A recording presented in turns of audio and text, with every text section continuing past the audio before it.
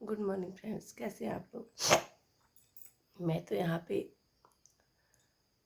बहुत अच्छी से हूँ, खुश हूँ।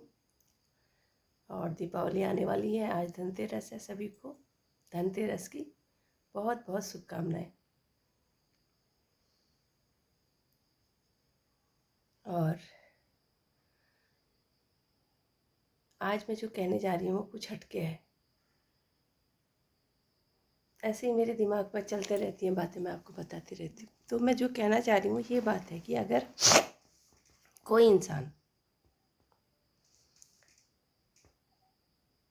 किसी के लिए बुरा करता है तो उस वक्त तो वो नहीं सोचता कि मैंने इसके लिए क्या किया, कर देता है बस, या बुरा बोल देता है। और जो जिसको बोलता है या जिसके साथ बुरा होता है वो तो सहन कर लेता है, कोई बात नहीं, उसने सहन कर लिया ना। लेकिन जिसने बुरा किया होता है ना, वो कभी अपने आप को माफ़ नहीं कर सकता। भले ही वो बाहर से कितना ही अपने को सबल दिखाए, लेकिन वो भीतर ही भीतर कभी न कभी ज़रूर उसको एहसास होते रहता है। और कुछ लोग तो ऐसे भी हैं जिन्हें एहसास ही नहीं होता है, क्या कर लोगे, है ना। तो जो ये बुरे लोग होते हैं ना, ये दूसरे पर अत्याचार तो कर देते हैं, नहीं सोचते हैं। लेकिन जब इनके ऊपर बात आती है ना, तो ये बड़े सीधे बन जाते हैं, बड़े भोले बन जाते हैं। और बड़े उससे कहने लगेंगे कि देखो कितना बुरा है वो, इसने मेरे साथ ये किया, देखो कि कैसा है उसने मेरे साथ वो किया।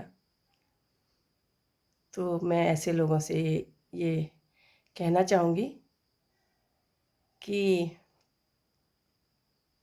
अपनी जो वाणी है इसे तोल के हमेशा यूज कीजिए। कुछ भी बेवजह किसी को बोलना ठीक नहीं है, सोच समझ कर बोलिए। हाँ, अगर तुम्हें कोई बात किसी की अच्छी नहीं लगती तो उसे समझाइए, ये नहीं कि उसको डांटो फटकारो, हर वक्त उसका मोरल डाउन करते रहो। क्योंकि एक दिन ऐसा भी आएगा ना, वो तो सुनता रहेगा उस वक्त, क्योंकि मजबूरी होगी उसकी कुछ। लेकिन जब भगवान की लाठी चलती है ना, उससे उसे कोई नहीं बचा पाएगा। इसलिए कहते हैं ना, भगवान के घर देर है अंधेर नहीं है। सोच समझ कर बोलिए, सोच समझ कर व्यवहार कीजिए, और कर्म जो है वो भी सोच समझ कर ही कीजिए। इसी के साथ मैं अपने शब्दों को विराम देती हूँ। सभी को मेरा सादर नमस्कार, प्रणाम, जय सच्चिदानंद।